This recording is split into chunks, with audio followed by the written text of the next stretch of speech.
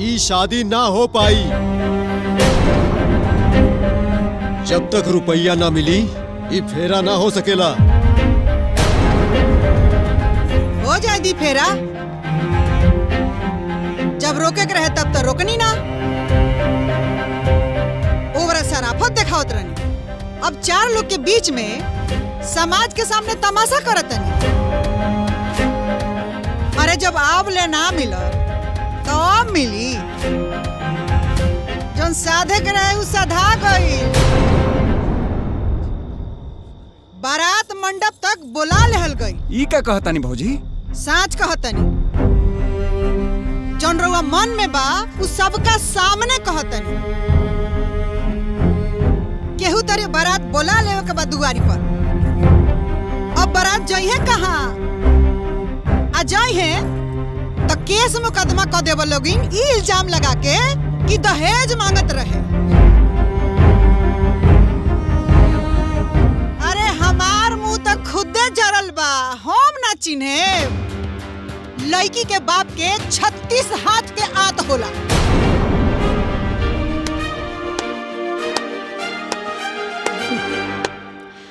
वाह माताजी वाह, का विचार बाराव। धन हो गई नी हम। जौन रवाई लड़की और लड़की के बाप के खूब देखनी है, ऊपर हमारे एगो सवाल बा कि बियाह होला लड़का और लड़की दोनों के, तो दहेज खाली लड़की के बाप काहे देवे? जब भाव लागेला लड़का के तब विदा होके लड़की काहे जाली? बाजार में सामान नहीं है, चला कर देखल जाला, बैठा कर देखल जाला, बुलवा कर, नचवा कर, कोल करवा कर देखल जाला। फिर बहुरानी बनाकर ले गईला के बाद भी घर में ओकर हैसियत एगो नौकरानी से ज्यादा ना होली। काहे माँ जी? जवाब दे। माता जी, उ कहा ना, हम व्यापारी की बेटी है। पैसा के लेन देन के ही व्यापार कहल जाला, इहे जाने ली। बाकी कैसन सौदा बा जे में एगो बाप के जीवन भर की कमाई ओकर बेटी चल जाली और बदले में उनकरा के मिलेला का जलालत? खैर, कितना भाव बार और बेटा के, बेटी के बाप की ओर से हम उठाव चुका है।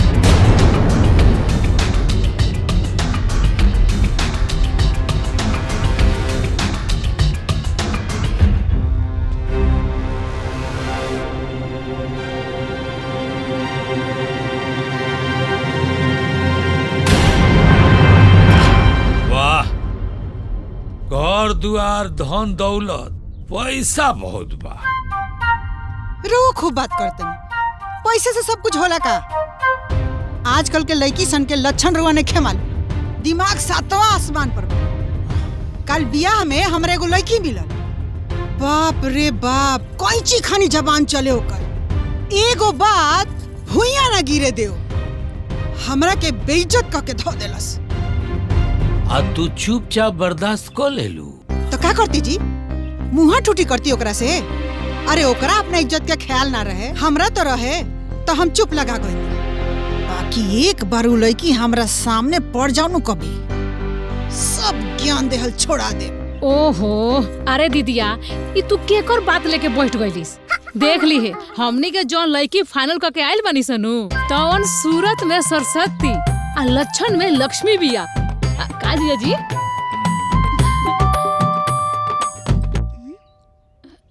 माई, हम देखा था नहीं। हाँ। अरे राधा, तू यहाँ कैसे? कैसे मतलब? देखा, कायदा से ई हमार होके वाला ससुराल बा। हाँ? तो हम के जे घर में आके रहे के बा, वो घर के तो देखे के चाहिए ना। अब देखे के चाहिए, लेकिन शादी के बाद आवे के चाहिए ना। काहे? ना ना, हमके पहले देखे के बा हमार घर और परिवार। अरे अम्मा बाबूजी सब पढ़न।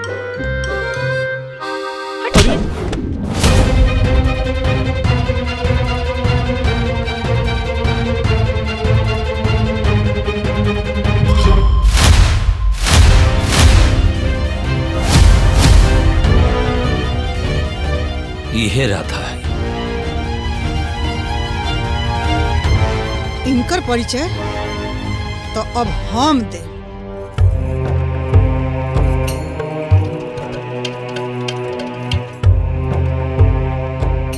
राधा, बस इहे हमरा ना पता रहे तहार नाम।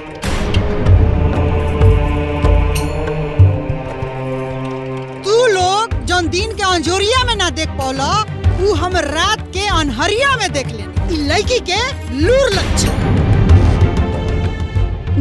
का दूसरा के दुआरी पे हमरा से कल सवाल कर रहलू ना, तो आज हम अपना घर में तहरा के जवाब देब। बताबा हमरा से का सवाल कर रहली कि बियाह होला लड़का के तो दहेज खाली लड़की के बाप काहे देला, लड़का के बाप काहे ना? और हाँ और पूछले रहली कि भाव लागेला लड़का के तो चुकावेला लड़की के बाप काहे?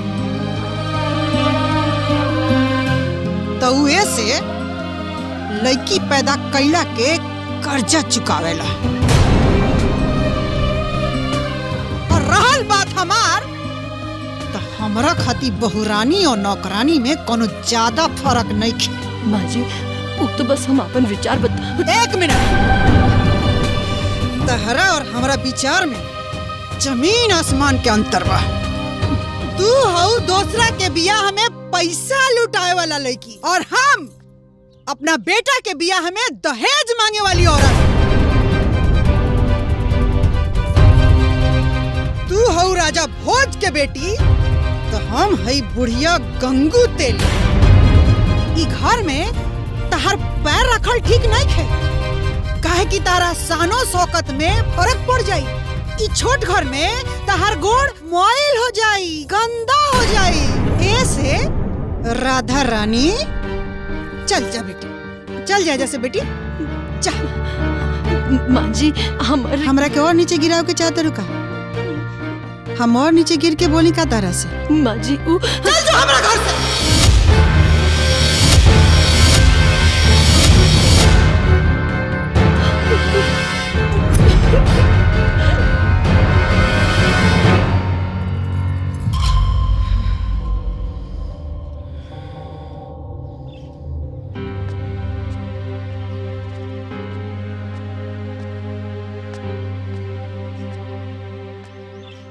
इंदर,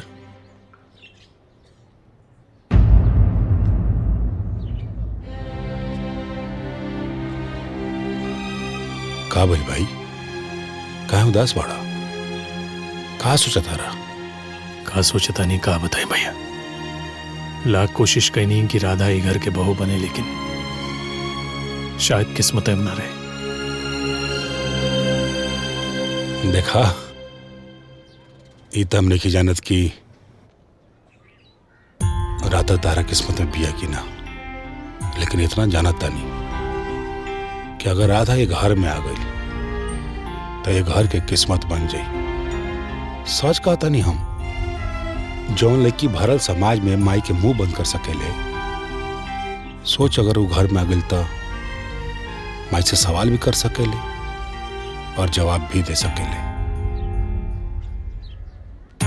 हम तो प्रार्थना करब कि घर में तार पत्नी बन के आए और एक घर के बहू बन के आए।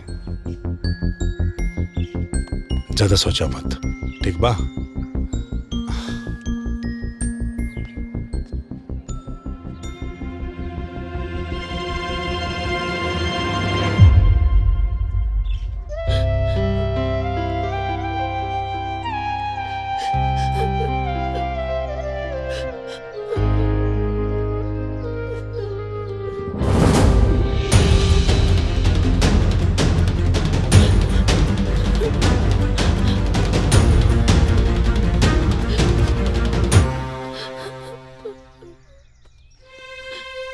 ए बेटी, रोवत बड़े?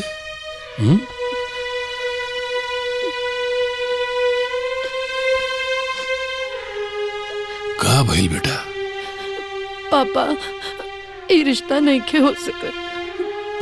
इंदर की माई की रिश्ता मंजूर नहीं के। नहीं के हो सकत मतलब जानकी देवी कहली की तरह से ये रिश्ता ना करी है।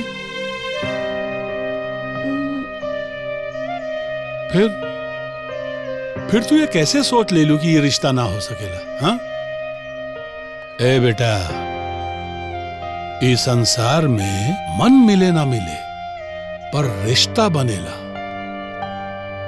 और ये दुनिया में सब बिकेला बेटा, सब। मकान, दुकान, इंसान, ईमान, बस कीमत सही होके के चाहिए। फिर उबाना तोहारू प्यार की ताकत, हाँ ओकरा से सबका दिल जीत लिया। ए बेटा, जब एक बेर मन में ठान ले तो फिर इतना सोचे की जरूरत नहीं कि का सही बा और का गलत। बस नीयत नेक बाना तो बस इतना देखा कि तरीका कौन सही बा। चला ये देखा मौका खुद चल के तुहार पास आयल बड़े। अब फैसला तुहार बा कि तोके का करे के बा। प्रणाम बाजी।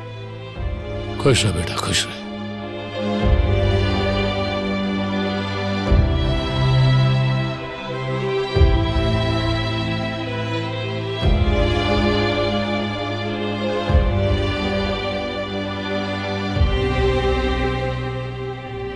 राधा, माई के रिश्ता मंजूर नहीं के एक मतलब की रिश्ता ना हो सकेला। लेकिन हम तारा पास एगो उम्मीद लेके आयल बनी, काहे कि खाली तू ही हो तो हर साथ मतलब माई के खिलाफत कइल, तब वो हम साथ देवे खातिर तैयार बानी तोहार। बाकी तोहार मर्जी।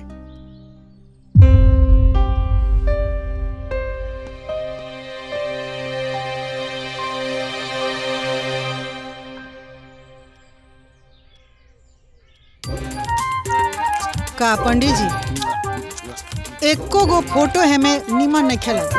अब 15-20 लाख में आजकल का होला? तो ओकरा से ऊपर के भी व्यवस्था बाद हमरा लगे। हाँ हाय देखी। एक बार फिर कहतानी दीदिया, खूब निमन से सोच ले। केहू चंदन का टीका छोड़ के माटी माथे पर ना लगावे। हाय जितना जना बालो नु फोटो वाला, उ सब जना मिल के जितना दहेज ना दिलो नु, ओ से बेसी राधा के बाबूजी दी हैं। हाय लड़की लोग सकल सूरत में नु राधा के गोड़वा के धुआनुओं में नहीं खींचे। एक घर में राधा के नाम केहू ना ली, तो घर में राधा तक का, राधा के परछाई तक हम ना पड़े दे। हाँ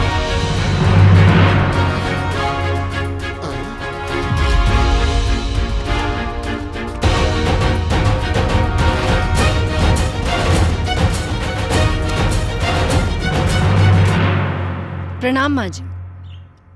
तू राधा से मिल रहा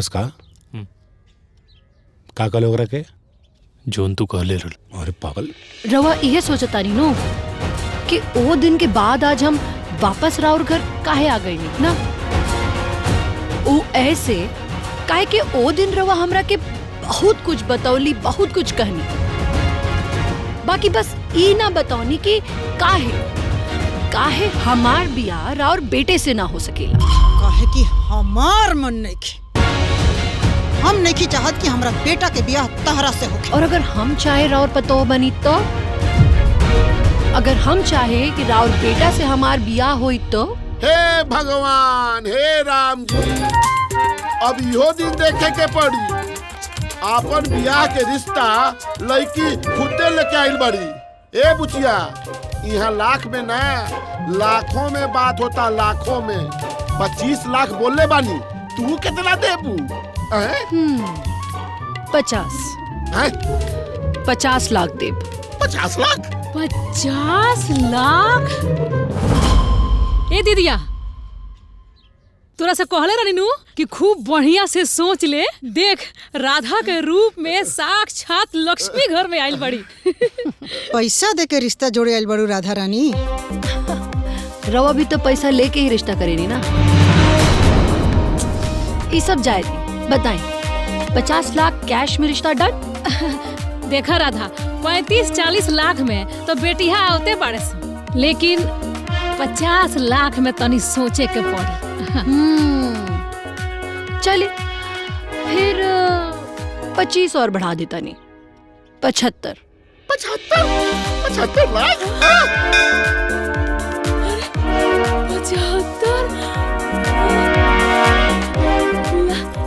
लाख? 75 लाख। ए दीदिया, अरे 75 लाख हो गईल। अब का सोचत रे, बोल ना कुछ। देखा राधा उ का हनु तहार बोली तहार तेवर नु हमरा दीदिया से बर्दाश्त ना हो। मौसी जी, ई हमार तेवर तो पैदाइशी बा, वो अब बदले वाला नहीं खे। बाकी हाँ, एकर बदले में हम एक काम कर सकेनी, अपन तेवर और बिंदास बोली के 25 और बढ़ा देता। पूरा 1 करोड़ रुपया। 1 करोड़? अरे बाप रे, अरे माई, 1 करोड़, अरे माई हमार दिमाग चकराता।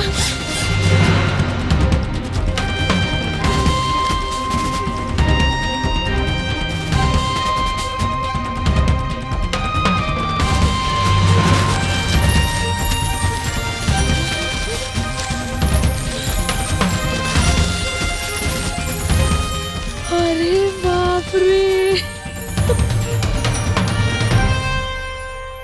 तो बोली माँ जी, रिश्ता मंजूर बा कि ना? हाँ हाँ, कहे ना, 100 पर मंजूर बा, बिल्कुल मंजूर बा। बाकी हमार ना एगो शर्त बा। ई बा कॉन्ट्रैक्ट के पेपर, एमे ई लिखल बा कि हम रउआ लोगन के 1 करोड़ रुपए दे रहल बानी शादी खातिर।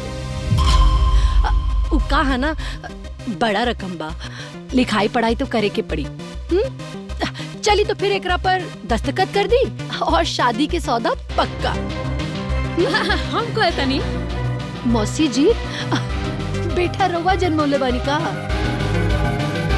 ए पे खाली लड़का के माई दस्तखत कर सके, माने की माई।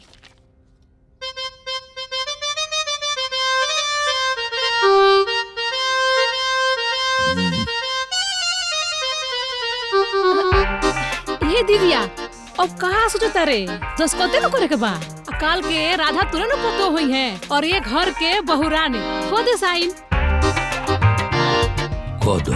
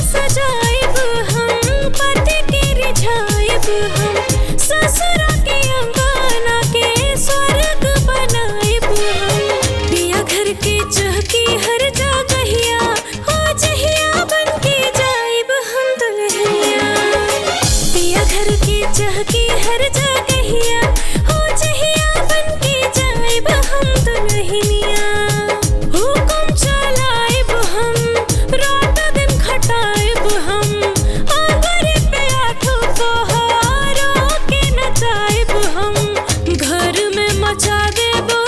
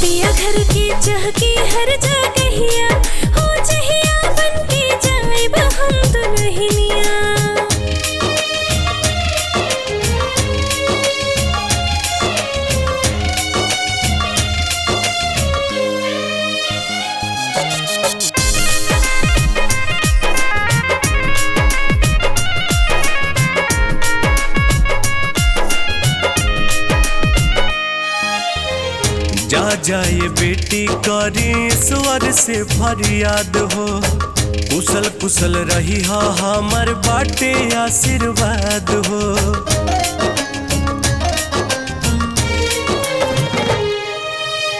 जन्म देते पापा गोदिया में दुलारा वाला, रीति अनुसार हमर हाथ पियर कोइला।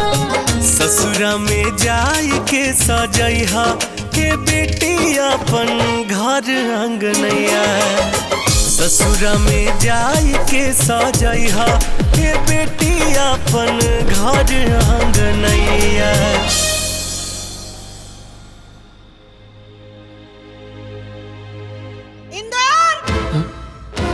माई हेरा था माई बुलाती उठा। इंदर आवता नहीं माई, हेरा था बवाल मचा दी माई उठा।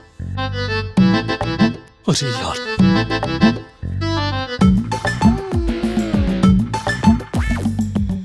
1 करोड़ की बहुएं,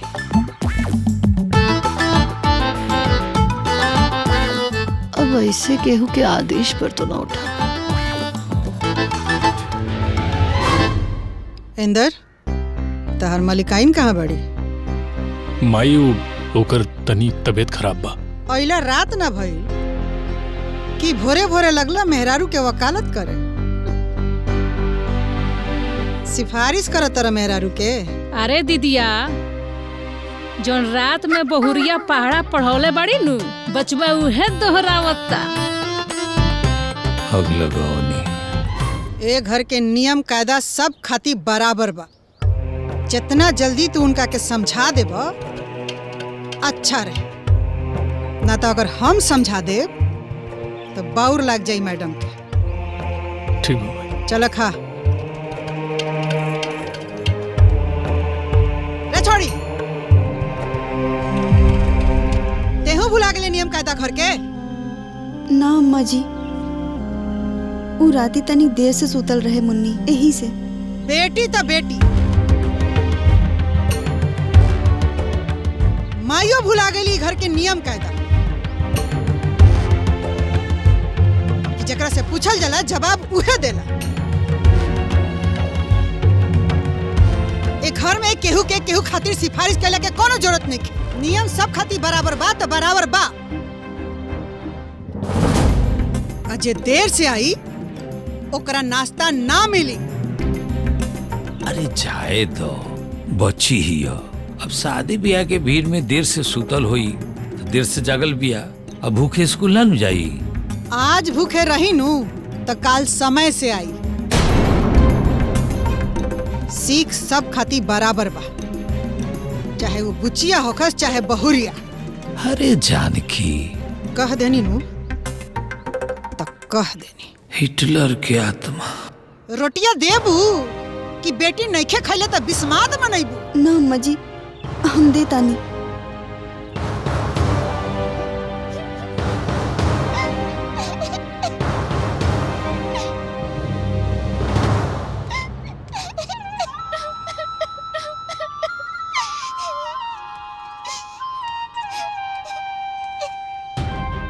का भेल मुन्नी, काहे रो रहल बाड़ू? चाची आज हम लेट से उठनी, यही खातिर दादी हमके नाश्ता ना देली। जागे में देर हो गई तो नाश्ता ना मिलल काहे? चाची ए घर के एगो नियम बा, जे सवेरे लेट से उठी ओके नाश्ता ना मिली, और जे सवेरे जल्दी उठी ओकरे नाश्ता मिली।